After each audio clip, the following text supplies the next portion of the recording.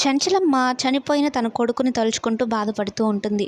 వాడు చనిపోతూ నన్ను కోరిన ఆఖరి కోరిక సింధూరాన్ని జాగ్రత్తగా చూసుకోమని చెప్పాడండి.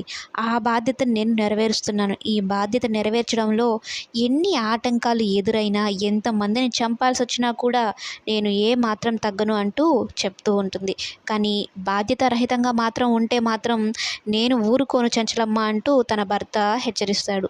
మరోవైపు ఈ చంటి వాళ్ళ బాబాయ్‌తో అవును బాబాయ్, నాకొకటి తెలియక అడుగుతున్నాను. ఆ అమ్మాయి గారికి ఏమైనా పిచ్చా? మెంటలా?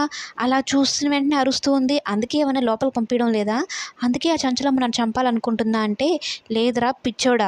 చంచలమ్మ గారి అబ్బాయితో ఆ అమ్మాయికి వైభవంగా పెళ్లి జరిగింది. కానీ పెళ్ళైన మరుసటి రోజే ఆ అబ్బాయి చనిపోయాడు. ఇద్దరూ పుట్టెడు దుఃఖంలో ఉన్నారు. ఆ బాధలోనే ఉంది ఆ తల్లి. అంతేకాని ఆ అమ్మాయికి మెంటలు కాదు, ఏమీ కాదు. నువ్వు అలా తప్పుగా ఆలోచించవాకు. ఇలాంటి మాటలు వినే నిన్ను వాళ్ళు కొట్టేది, తిట్టేది అని చెప్పగానే చంటి చాలా ఫీల్ అయిపోతాడు. అయ్యో! పెళ్ళైన వెంటనే భర్త చనిపోయాడా అని సింధూర గురించి అసలు నిజమైతే తెలుసుకుంటాడు చంటి.